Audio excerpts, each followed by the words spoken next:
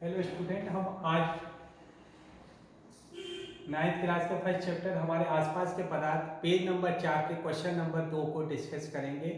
कि question number जो 2 है वो कहता है गर्मा गरम गर्मा गरम खाने की गंध कई मीटर दूर से ही पास पहुंच जाती है, लेकिन ठंडे खाने की गंध लेने के लिए आपको उसके पास जाना पड़ता है। कहने का मतलब ये है, ये क्वेश्चन ये कह रहा है कि गर्म जो खाना होता है उसकी सुगंध आपको दूर से ही आ जाती है, लेकिन जो ठंडा खाना होता है उसकी गंध आपको अनुभव नहीं होती। उसकी गंध का अनुभव लेने के लिए आपको उसके पास जाना पड़ता है।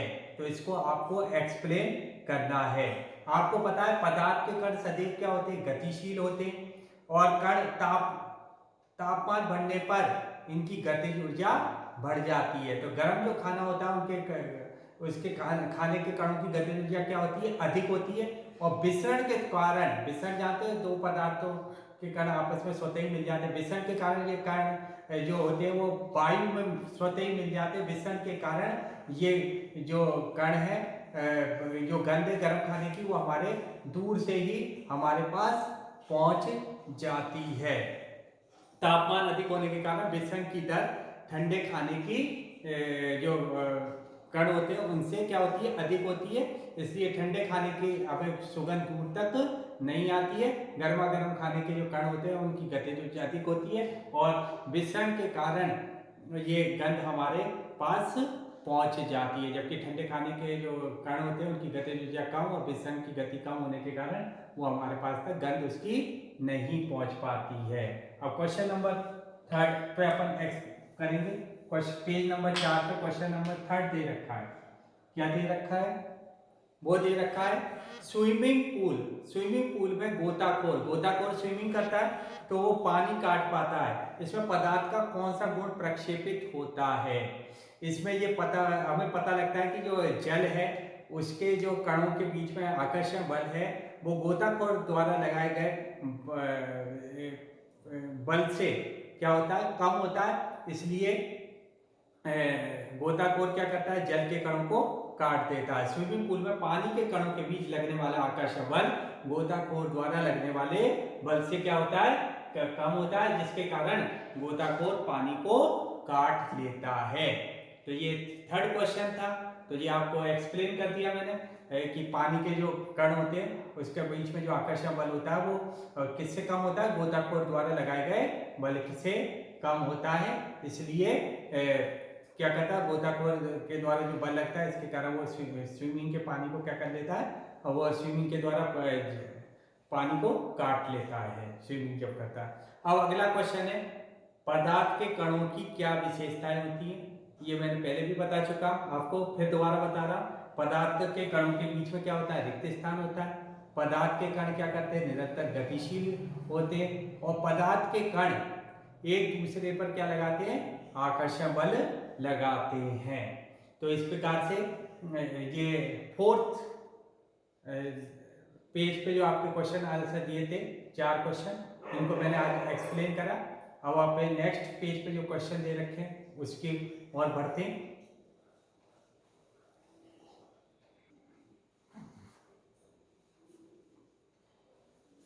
अब हम आपकी पार्ट लेसन फर्स्ट के पेज नंबर 6 पे क्वेश्चन नंबर सेकंड का डिस्कस करते हैं। पहला जो क्वेश्चन दे रखा है कि इनको घनत्व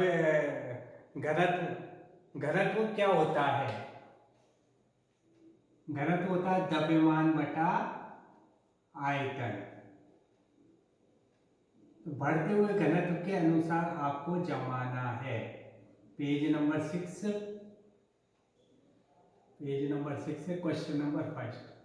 तो आपके जो दे रखे हैं, जैसे किसका घनत्व अधिक होगा, द्रव्यमान किसका अधिक है और आयतन किसका अधिक है। तो आपको पता है वायु का आयतन अधिक होता है तो इसका घनत्व क्या होगा, कम होगा। तो वायु का घनत्व कम होगा पहले। फिर इसके बाद धुएं का, चिमनी का धुआं,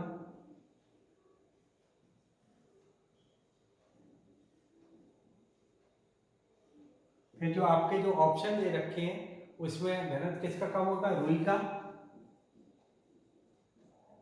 फिर जल का, और आपको याद होना चाहिए फिर आपके जो ऑप्शन में दे रखा है शहद, शहद का घनत्व उससे अधिक होगा। फिर जो ऑप्शन में दे रखा है उसमें किसका घनत्व अधिक होगा, चौक का। और लोहा ठोस है क्योंकि इसका द्रव्यमान अधिक होता है, आयतन कम, तो लोहे का घनत्व सबसे अधिक होगा। तो ये इस प्रकार से आपको बढ़ते क्रम में जवाने थे पहले क्वेश्चन के अंदर। अब दूसरा जो क्वेश्चन दे रखा है उसका जो पहला पार्ट है, पदार्थ की विभिन्न अवस्थाओं के गुणों में होने वाले अंतर लिखिए। तो इसमें ठोस, द्रव और गैस, इसमें पदार्थ की विशेषताएं लिखनी है। ठोस की क्या विशेषता है, द्रव की क्या विशेषता है, गैस की क्या है, जो मैं पिछले टॉपिक में आपको पढ़ा चुका हूँ। जैसे ठोस का आकार और आयतन क्या होता है, निश्चित होता है। द्रव का जो आकार होता है वो निश्चित नहीं होता, लेकिन आयतन क्या होता है, निश्चित होता है। गैस का जो आकार और आयतन निश्चित नहीं होता है। इस प्रकार से कई गुण हैं जो आपको स्वयं करना है, ये वाला क्वेश्चन। इसके आगे कुछ सेकंड पार्ट जो दे रखा है सेकंड क्वेश्चन का, वो मैं आपको समझा रहा हूँ। कुछ टर्म्स है, जैसे पहला दे रखा है इसमें दृढ़ता, सेकंड पार्ट जो है दृढ़ता। दृढ़ता क्या होती है जरा देखें अपन।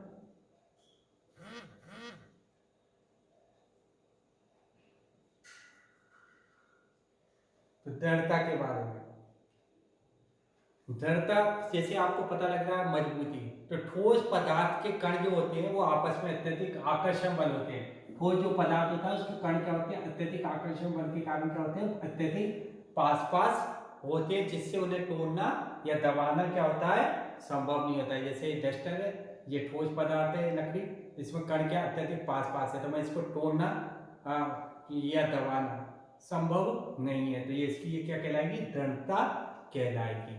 नेक्स्ट टर्म आइए संपीड़ता।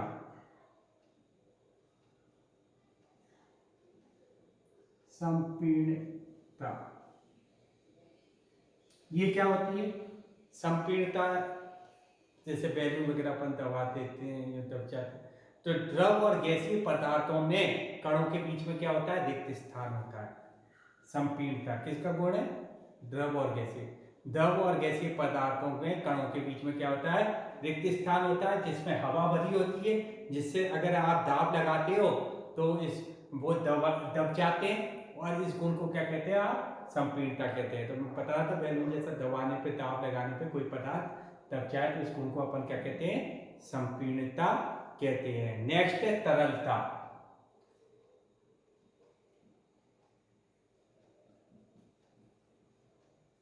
तो ये आपको समझ में आ गई, तरलता ठोस पदार्थ में कण क्या होते हैं, अत्यधिक पास पास होते हैं, जिससे उनको दबाना या तोड़ना संभव नहीं होता, ये गुण कहलाता है संपीड़ता। जबकि द्रव और गैसीय पदार्थों में कण क्या होते हैं, दूर दूर होते हैं, और इनके बीच में क्या होता है, रिक्त स्थान होता है, जिससे दाब लगाकर आप क्या कर सकते हैं, इसे दबा सकते हो, ये गुण कहलाता है संपीड़ता। अब नेक्स्ट है तरलता, इस पे पढ़।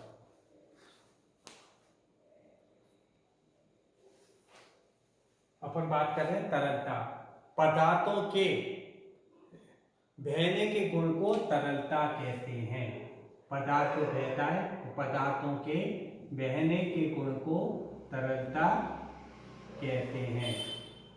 पदार्थ के बहने के गुण को तरलता कहते हैं। अब क्लियर। अब इसके बाद आ रहा है बर्तन में गैस का भरना। अगला रखा है इसमें बी पार्ट में, बर्तन में गैस का भरना।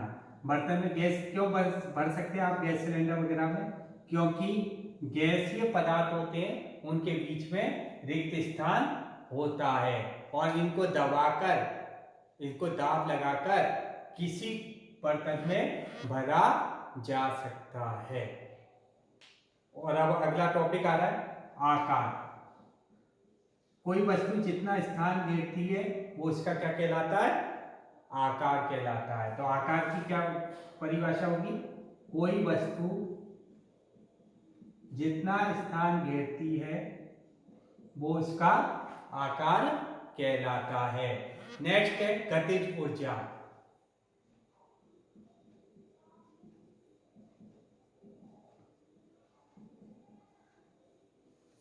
पदार्थ में कणों की गति के कारण जो ऊर्जा होती है उसको उसकी गतिज ऊर्जा कहते हैं। क्या कहते हैं? गतिज ऊर्जा कहते हैं। तो पदार्थ में उसके कणों की गति के कारण जो ऊर्जा होती है उसे गतिज ऊर्जा कहते हैं। वो अपन थर्ड क्वेश्चन आ रहे हैं। वो थर्ड क्वेश्चन आपसे कह रहा है कारण बताइए। मैं इनको पढ़ के बता रहा हूं आपको, आप समझ लें। गैस पूरी तरह उस बर्तन को भर देती है जिसमें इसे रखते हैं। अभी मैंने बताया था गैस उस बर्तन को क्यों भर देती है, जिसमें उसे रखते हैं। तो गैस के कणों के बीच आकर्षण बल क्या होता है? बिल्कुल मामूली होता है। तो गैस के कण एक दूसरे से दूर दूर होते हैं और उसमें बहने का गुण होता है, जिसके कारण वह उस बर्तन में रखी जाती है, उसमें पूरे में क्या होती है? फैल जाती है, क्योंकि गैस में कणों के बीच में आकर्षण बल नहीं होता है और दूर दूर होने के कारण वो पूरे बर्तन में फैल जाते हैं और इसलिए वो जिस बर्तन में रखते हैं उसको भर देती है। नेक्स्ट क्वेश्चन है इसी में, इसका कारण बताना है। गैस बर्तन की दीवारों पर दाब डालती है। गैस के अणु, आपको पता है आकर्षण बल तो नगण्य होता है, इसलिए वो स्वतंत्र होकर, उनके बीच में आकर्षण बल बिल्कुल मामूली होता है। नगण्य का मतलब इधर उधर घूमते रहते हैं, जिस बर्तन में होते हैं उसकी दीवारों से टकराते रहते हैं, इसलिए वो दीवारों पर क्या करते हैं? दाब डालते हैं। जब तो आपने देखा होगा कि गर्मी के समय में टायर वो जो ट्यूब होते हैं साइकिल की ट्यूब है वो फट जाती है, क्योंकि वैसे ही स्वतंत्र होते हैं, वो दीवारों पे दाब डालते हैं। आपको पता है वायु भरी होती है और जैसे वो तापमान बढ़ता है, गर्मी होती है, तो कणों की गतिज ऊर्जा और बढ़ जाती है और गतिज ऊर्जा बढ़ जाने से वो और अत्यधिक दाब पड़ता है, जिससे क्या होती है? ट्यूब फट जाती है। ठीक है। अगला है लकड़ी की मेज ठोस कहलाती है। क्यों कहलाती है? अब ये डस्टर है, ठोस क्यों कहलाता है? क्योंकि इसमें पदार्थ के कण क्या है? अत्यधिक पास से आकर्षण बल अत्यधिक है। लकड़ी के, तो इसलिए लकड़ी के कण पास होते हैं और अत्यधिक बल से जुड़े होते हैं, जिससे उनका आकार और आयतन क्या होता है? निश्चित होता है, जो कि ठोस का गुण है। इसलिए लकड़ी की मेज क्या कहलाती है? ठोस कहलाती है। अगला क्वेश्चन है आपका, हवा में हम आसानी से अपना हाथ चला सकते हैं, लेकिन ठोस लकड़ी के टुकड़े में हम हाथ नहीं चला सकते। बताइए। अब हवा में मैं देखो हाथ चला सकता हूँ, क्योंकि हवा में जो कण है इनके बीच में आकर्षण बल क्या है?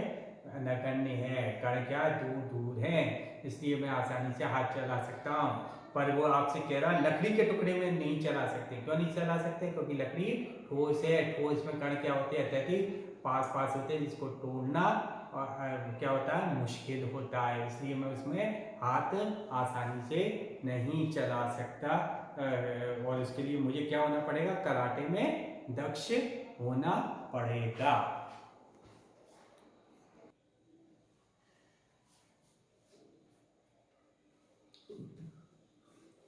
अब अपन आगे बढ़ते हैं। लेसन फर्स्ट के पेज नंबर 9 पे जो आपकी किताब में जो क्वेश्चन दे रखे हैं उनको एक्सप्लेन कर रहा हूं मैं। Page number 9 question, page number 9 question number 1, तापमान को सेल्सियस में बदलें। तो मैंने पहले भी बता चुका हूं तापमान को सेल्सियस में कैसे बदलते हैं। यहाँ केल्विन में दे रखा है, केल्विन को सेल्सियस में बदलना होता है तो 273 क्या करते हैं? माइनस कर देते हैं। तापमान को सेल्सियस में बदलें, क्वेश्चन दे रखा है और ये इंपॉर्टेंट क्वेश्चन है, आना चाहिए। आपका जो टेम्परेचर पहला दे रखा है 300 केल्विन, तो आपको पता होना चाहिए कि केल्विन को सेल्सियस में बदलने के लिए तापमान की इकाई है केल्विन, अंतरराष्ट्रीय इकाई है। मैंने पहले भी बताया पिछले लेसन में। केल्विन को सेल्सियस में बदलने के लिए 273 से घटाते हैं। क्या करते हैं? -273। तो आपका जो फर्स्ट क्वेश्चन दे रखा है वो दे रखा है 300 केल्विन को सेल्सियस में बदलना है। तो इसमें से मैं 273 माइनस कर दूंगा तो कितना बचा? 27। इसी प्रकार से जो आगे का है 573 केल्विन दे रखा है, इसको सेल्सियस में बदलना है। तो इसमें आप कितना माइनस कर दोगे, 273। 273 को माइनस में करते ही आपके क्या आ जाएगा, और इधर 273 को माइनस में करना है, तो आपके कितना है 300 सेल्सियस। कितना है 300 सेल्सियस आया। अब उल्टा दे रखा अगले में, सेकंड क्वेश्चन जरा ध्यान देना। अगर आपसे कह रहा है, ये तो बदल आना आ गया, केल्विन को सेल्सियस में बदलना होता है तो 273 क्या कर देते हैं, माइनस कर देते हैं। अब क्वेश्चन नंबर सेकंड पे आ जाए, पेज नंबर 9 के क्वेश्चन नंबर सेकंड पे। सेकंड कह रहा है निम्नलिखित तापमान पर जल की भौतिक अवस्था क्या होगी। निम्नलिखित तापमान पर, निम्नलिखित तापमान पर जल की भौतिक अवस्था क्या होगी।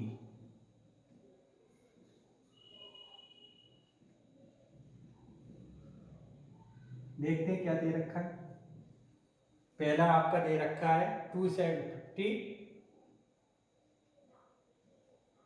सेंटीग्रेड और बी दे रखा है 100 डिग्री सेंटीग्रेड। तो अब आपको पता होना चाहिए, आपको पता है कि 100 डिग्री पर जल का क्या होने लगता है, बाष्पीकरण होने लगता है, क्वथनांक, क्वथनांक आ जाता है, और क्वथनांक पॉइंट है जल का, और इस पे ये द्रव से किस में बदलने लगता है, वाष्प में बदलने लगता है, भाप में बदलने लगता है। तो 250 ये तो इससे अधिक है, तो 250 में कौन सी अवस्था होगी, इसकी बाष्पन की अवस्था होगी। जल क्या हो रहा होगा, बाष्पित हो रहा होगा। 100 पे क्या हो रहा होगा, 100 डिग्री पर जल बाष्प अवस्था में होता होगा, जल क्या होगा, बाष्प अवस्था में होगा। अब अगला क्वेश्चन अच्छा क्वेश्चन है, पहले भी बता चुका हूं। किसी पदार्थ की अवस्था परिवर्तन के दौरान तापमान क्यों स्थिर रहता है। जैसे मैंने एक वो पहले अपन पढ़ चुके हैं, क्वेश्चन दोबारा बोला, किसी पदार्थ की अवस्था परिवर्तन के दौरान तापमान स्थिर क्यों रहता है। पहले आपने एक एग्जाम्पल पढ़ा था कि अपन ने पात्र में बर्फ डाल रखी है और थर्मामीटर लगा रखा है, और जब उसको उस पात्र को ऊष्मा दे रहे हैं तो अपन देख रहे हैं कि इसका तापमान नहीं बदल रहा। तापमान कब तक नहीं बदलता, जब तक सारी की सारी बर्फ द्रव अवस्था में नहीं बदल जाती। तो वो दी गई ऊष्मा कहाँ गई, वो दी गई ऊष्मा अवस्था परिवर्तन के काम में आई थी। तो ये अब इस क्वेश्चन पे आ जाए। क्वेश्चन कह रहा है कि किसी पदार्थ की अवस्था परिवर्तन के दौरान तापमान स्थिर क्यों रहता है। इसका आंसर ये है कि अवस्था परिवर्तन के दौरान जो ऊष्मा दी जाती है वो अवस्था परिवर्तन के रूप में काम में आती है, गुप्त ऊष्मा के रूप में प्रयुक्त होती है। इसलिए अवस्था परिवर्तन के दौरान दिया गया दौरान तापमान स्थिर रहता है, क्योंकि वो गुप्त ऊष्मा के रूप में प्रयुक्त होती है। अब अगला क्वेश्चन कह रहा है वायुमंडलीय गैसों को द्रव में परिवर्तन करने के लिए कोई एक विधि बताइए। अब गैस को आपने पढ़ा ठोस से द्रव में, द्रव से गैस में बदलने के लिए आप क्या करते हैं, टेम्परेचर बताएं। पर गैस से अगर आपको द्रव में बदलना है, जैसे सिलेंडर वगैरह में गैस होती है वो द्रव अवस्था में ही होती है, तो आपको क्या करना पड़ेगा, दाब बढ़ाना पड़ेगा। तो आपका जो फोर्थ क्वेश्चन कह रहा था कि वायुमंडलीय गैसों को द्रव में परिवर्तन करने के लिए आप क्या करोगे, वायुमंडलीय गैसों को द्रव में बदलने के लिए क्या करेंगे, तापमान घटाएंगे और दाब बढ़ाएंगे। तापमान बढ़ाएंगे और तापमान घटाएंगे और दाब बढ़ाएंगे। ठीक है, तो